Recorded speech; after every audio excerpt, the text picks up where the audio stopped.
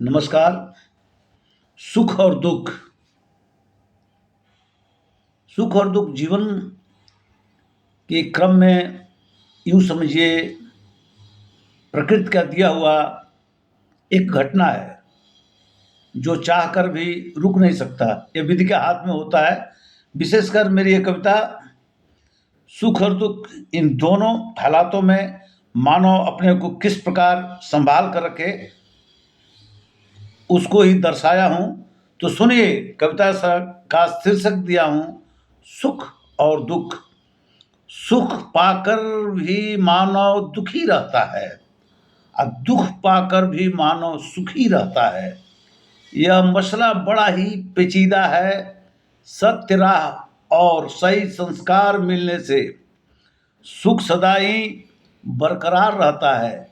कुसंगत तथा पथ भ्रष्ट होने पर दुख का आना आरंभ होता है।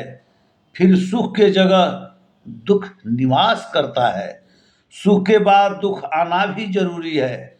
सुख के बाद दुख का आना भी जरूरी है।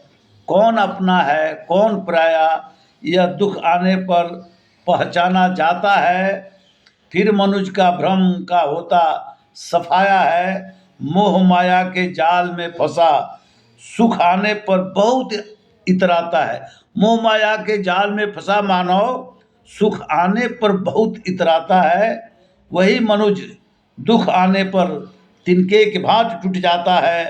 रिश्ते नाते प्रेम मोहब्बत सब स्वार्थवत पैसे के हैं। रिश्ते नाते प्रेम मोहब्बत सब स्वार्थ बस पैसे के हैं। देने वाला जब मुट्ठी बंद करता फिर वही बेईमान कहलाता है।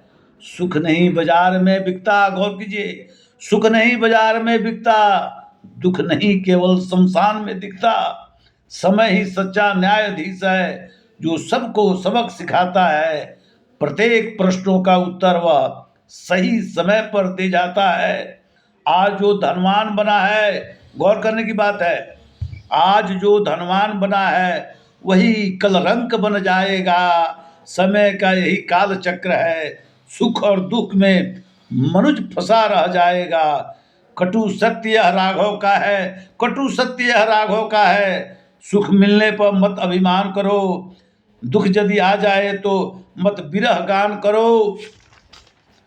सुख दुख के भूल भुलैया में बहुत तेरे मानव भटक जाते हैं। धैर्य बल को जो रखते हैं वे ले पुनः पटरी पर लौट आते हैं। हे कलयुग के भावी मानव, हे कलयुग के भावी मानव, मेरी बातों को मानना होगा। सुख दुख की बैतरनी नाव से इस भावसागर से पार करना होगा। सुख हो या दुख अपने को ऐसा साबित करो, मरने के बाद तुम जन जन में पूजे जाओ। मोह माया से मुक्त होकर लोक कल्याण कर समाज में छा जाओ।